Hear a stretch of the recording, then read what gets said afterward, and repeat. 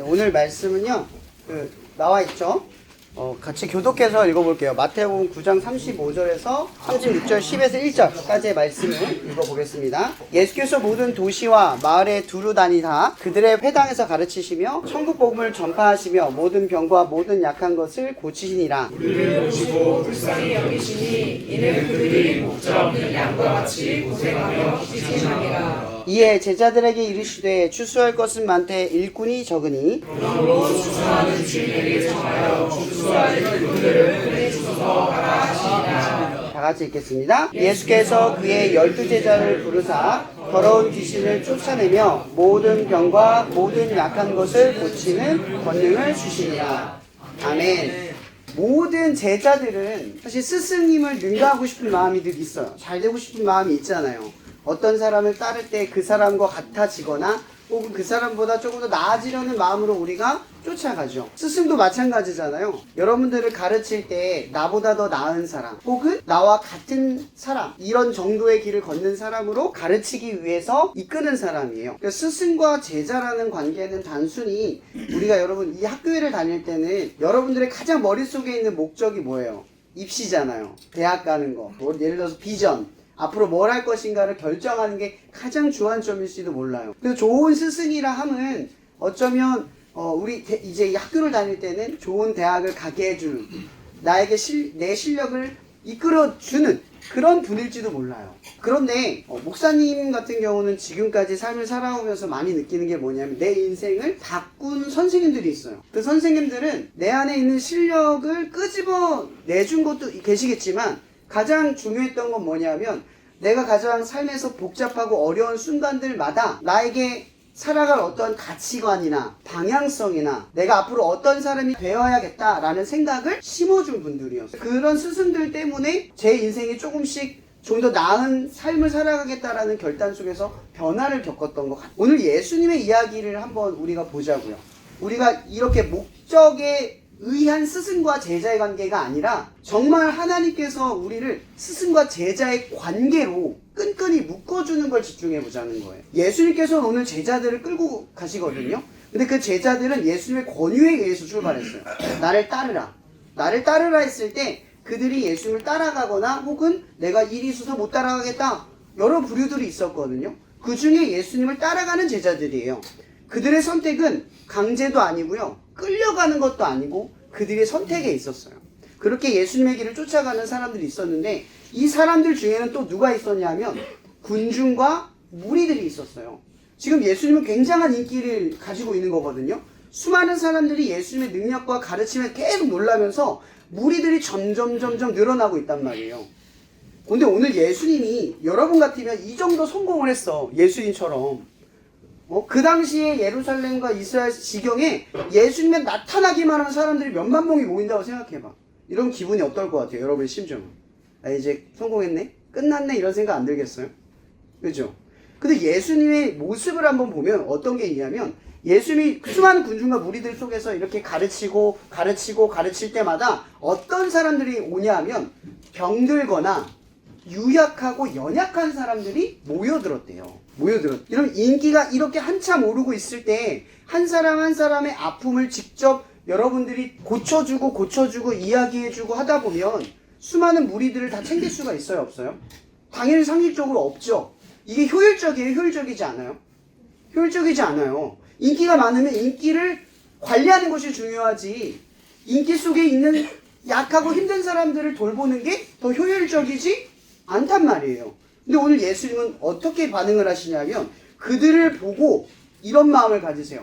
불쌍히 여기는 마음이 있어요. 또 어떤 마음? 다 고치고 싶은 간절한 마음이 있으시대요. 지금 예수님은 수많은 무리들이 예수님을 와서 내가 너희들을 구원하기 왔어 하면서 눈먼 자들, 앉은 자들, 버림받은 고아, 과부 이런 사람들을 위로하고 격려하고 용기 주고 고쳐주고 계시는데 그 사람 한 사람을 만나주고 싶지만 수만 명이 되는 무리들 한 명 한 명을 만나줄 수 없는 상황에 직면했어요. 여러분, 우리는 이걸 뭐라고 말하냐면요, 진정성이라고 말. 뭐라고요? 진정성. 우리가 유튜버를 보면요, 어떤 유튜버가 하고 있는 선행이 그게 정말 선한지 아닌지 우리가 분별을 어떻게 해요? 보통 못해요. 다 좋은 줄 알고 해주다가 나중에 아니었네? 이렇게 생각하는 것도 많잖아요. 그러니까 우리가 인기만을 따지고 보면 좋은 스승인지 좋은 사람인지 분별하기가 어려워요. 근데 그 진정성이 언제 지나고 나냐면 보통 대부분은 시간이 한참 지나고 난 뒤에 그 사람의 진정성이 드러날 때가 많아요. 그런 것처럼 오늘 예수님이 보여주고 있는 진정성은 뭐냐면 인기를 관리하지 않는다는 거죠. 수많은 무리들에게 더 효율적이고 더 하나님의 영광을 드러내는 우리의 상식 밖의 행동을 하고 있는 거예요. 여러분 같으면 수만 명 앞에 서는 하나님의 말씀을 전하는 게 유리하겠어요? 아니면 길 가다가 갑자기 내가 하는 일을 멈추고 저 세 사람 정도를 구하는 게 유리하겠어요? 근데 하나님의 입장으로 예수님이 생각을 하는 거예요. 근데 무리들이 쫓아가면서 뭘 보고 있냐면 그 예수님의 진정성 어린 행동을 보고 있는 거예요. 아무리 많은 사람들이 나를 바라보고 있어도 지금 당장 내게 필요한 사람들을 위해 그것을 멈춰두고 그들에게 갈 수 있는 진정성.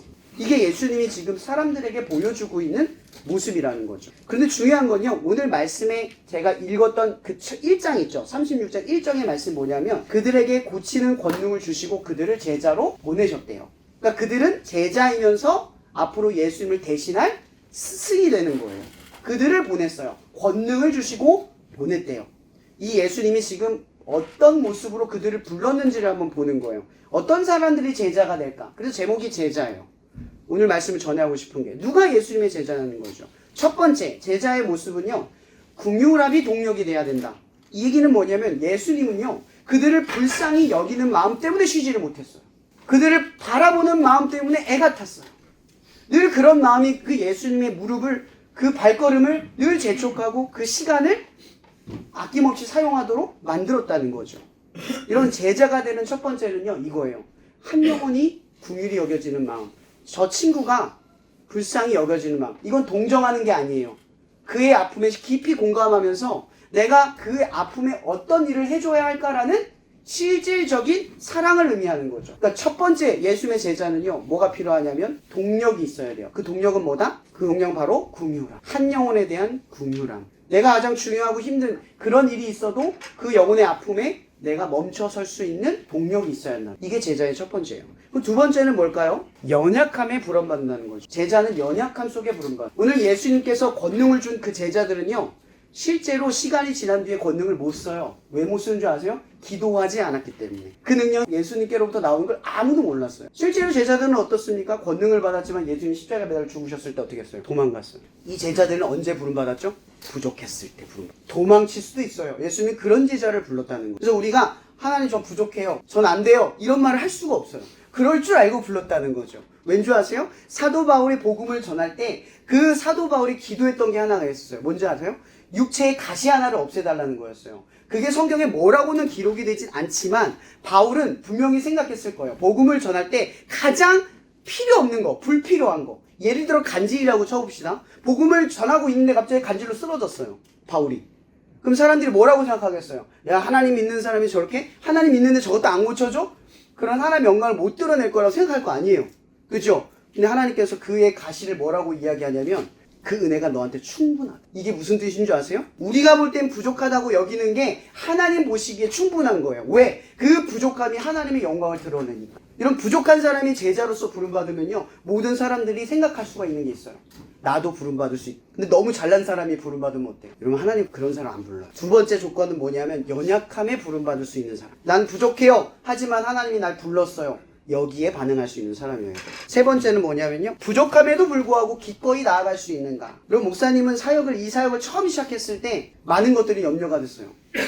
돈 걱정이 제일 심했겠죠? 과연 할 수 있을까? 버틸 수 있을까? 제가 예전에 그런 간증을 한 적 있을 거예요. 이렇게 힘들 줄 알았으면 이 길 안 왔다고. 알고 왔으면 못 왔어. 왜? 부족한 내 능력이 더 실감될 테니. 근데 시간이 지나면 지날수록 목사님은 잘 왔다는 생각을 더 많이 해요. 이 동행 속에서 하나님의 일하심을 더 많이 느꼈어요. 하나님은 어떤 분이냐면 내가 꿈꿀 때 뭔가를 실행하면 그걸 채워주시는 분이었어요. 채워주고 출발하는 분이 아니라는 거예요. 그래서 세 번째 조건은 뭐냐면 하나님 난 지금 가진 게 없어요. 저 실력도 없어요. 하나님 저 부끄러움이 많아요. 전 내성적이에요. 근데 하나님 필요하면 내가 할게요 라고 하는 사람이 제자라는 거예요. 그런 상황에 부름받은 사람들이 자기의 실력을 갖춰가요. 부끄러움과 수치를 느껴요. 그래서 이런 제자들의 특징은 뭐냐면 겸손, 거만하지 않아요. 늘 겸손한 마음으로 부족함 속에서도 따라갈 수 있는 결단을 갖고 있다는 거죠. 네 번째는 뭐냐면 맡겨진 능력을 믿는다라는 거예요. 여러분 오늘 예수님께서 뭐라고 제자들 어떻게 보내셨죠? 마지막에 제가 읽었잖아요. 권능을 주셨대요. 근데 이 제자들의 권능은 언제 드러나는 줄 아세요? 그걸 쓸 때 드러나는 드러나는 거예요. 맞죠? 그러면 하나님이 부르신 제자들의 능력은 언제 드러날까요? 쓰기 전에 아니에요. 자신감으로 차오르는 게 아니에요. 끌었고 부족한 상황 속에서 딱 서서 하나님이 내게 능력 주셨다는 걸 믿고 행할 때, 아, 내 안에 능력을 주셨구나라는 걸 깨닫는다. 그래서 이 빌립보서 4장 11절에 바울은 감옥에 들어갔을 때 많은 교회들에게 이런 교훈을 남겨요. 뭐냐면, 내게 능력 주시는 자 안에서 내가 모든 것을 할 수 있다. 이 얘기는 바울은 지금 감옥에서 곧 죽을 위기에 처해져 있어요. 죽음에도 불구하고, 감옥에 있음에도 불구하고 그가 생각했던 건 뭐냐면 이런 거예요. 내게 능력 주시는 자 안에선 이 감옥이라도, 내가 죽음 앞에 섰을지라도 그분의 능력을 사용할 수 있다라는. 아까 제가 쭉 읽었던 내용을 합치면 이런 거예요. 부족한데, 연약한데 하나님 앞에 서서 하나님이 내게 능력 주셨다는 걸 증명하려는 게 제자라는. 여러분들은 하나님의 제자가 되었어요. 이 제자가 된다는 건 세상 속에서 내 부족한 능력을 보는 게 아니에요. 하나님이 내게 능력 주시는 걸 경험하는 일이죠. 제자는 그래서 늘 용기가 필요해요. 그분 앞에서 설 수 있는 믿음, 그분처럼 서려고 하는 의지, 이런 것들이 여러분의 감춰져 있던 실력을 드러나게 만들 거예요. 나는 못해요. 나는 안 돼요. 여러분, 제가 여러분들에게 말할 수 있는 건, 저는 낯가림을 심하게 가려요. E와 I가 2% 차이밖에 안 됩니다. 저는 여전히 이런 자리에 서면 위경련에 시달리고 긴장감을 가져요. 누구는 저에게 묻죠. 목사님, 그래서 목사님인 것 같아요 라고 저한테 얘기하는 친구들이 있어요. 아니요. 저는 처음 목사가 됐을 때 목사 같지 않은 사람이었어요. 이 앞에 설 수 있는 경험이나 실력이나 담력이 있는 사람이 아니었어요. 저 처음 설교했을 때 위경련 심하게 와서 응급실에 실려갔습니다. 물론 설교 끝나고. 저 그런 사람이에요. 제가 이렇게 자신있게 여러분에게 말할 수 있는 건요, 부족한 사람을 하나님이 쓰신다는 걸 말해주려고 하는 거예요. 여러분, 하나님의 말씀이 비록 내게는 버겁게 느껴져도 용기 있게 서보세요. 그러면 하나님께서 그 말씀 속에서 여러분에게 주신 능력이 드러날 거예요. 어떤 이는 이렇게 말합니다. 낭떠러지에 떨어졌을 때 비로소 내 뒤에 날개가 있다는 걸 깨닫는다. 여러분 등 뒤에, 여러분 안에 어떤 능력이 있는지 아무도 몰라요. 그런데 세상은요, 자꾸 우리를 막아서요. 난 이게 없어. 저게 안 돼. 나는 내성적이야. 내 MBTI가 이것 때문에 얘랑은 힘들어. 그렇게 우리의 한계에서는 자꾸 그으려고 만들어요. 세상은요, 우리를 계속 위축되게 만들고 우리의 범주를 줄여가요. 근데 하나님 말씀은 어때요? 네가 내성적이어도 상관없어. 모세에게 뭐랍니까? 입이 뻣뻣해도 상관없어. 내가 붙여줄게. 네가 능력이 없어도 상관없어. 내가 붙여줄게. 네가 죄인이어도 상관없어. 내가 왕 앞에 서게 해줄게. 이게 하나님의 말씀이에요. 사랑하는 여러분, 꼭 기억하세요. 지금 입시를 준비하고 그 결과를 바라보는 여러분에게도 그것이 한계처럼 느껴질 수 있어요. 아니요, 절대 한계 아니에요. 제 인생은 늘 한계를 넘어섰어요. 지금 여러분에게 다 이야기할 수는 없지만 지금의 시기가 여러분의 한계선이 아닙니다. 제가 말할 수 있는 건, 제자가 된다는 건 늘 그 한계 속에서 하나님의 말씀이 여러분에게 어떤 능력으로 드러나는지를 시험하라는 거예요. 이런 능력을 드러내는 삶이 되길 바랍니다. 하나님이 여러분들에게 어떤 힘을 줬는지 경험하기를 바라요. 그래서 여러분의 삶의 한계를 끊임없이 뛰어넘어서 하나님이 원하는 모습과 조형, 그 행동과 태도들로 변화되기를 예수님의 이름으로 축복할게요. 기도하고 마칠게요. 사랑하는 주님, 이 시간 우리가 정말 떨리고 두려운 마음으로 이 자리에 섭니다. 우리는 미래를 생각하면 항상 두렵고 무섭습니다. 앞으로 잘할 수 있을지, 잘 해낼지 모든 것이 근심과 걱정 속에 우리의 마음을 움츠리게 만듭니다.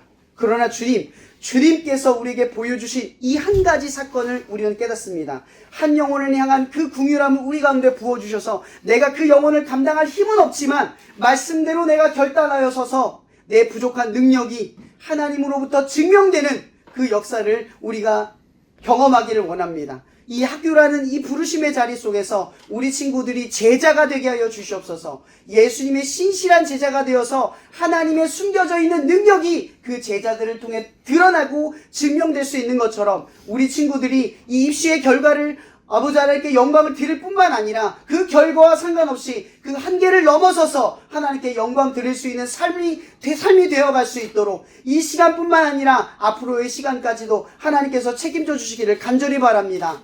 이 시간 이 친구들의 믿음을 주님께서 붙들어 주시기를 원하오며 살아계신 예수님의 이름으로 축복하며 기도합나이다. 아멘.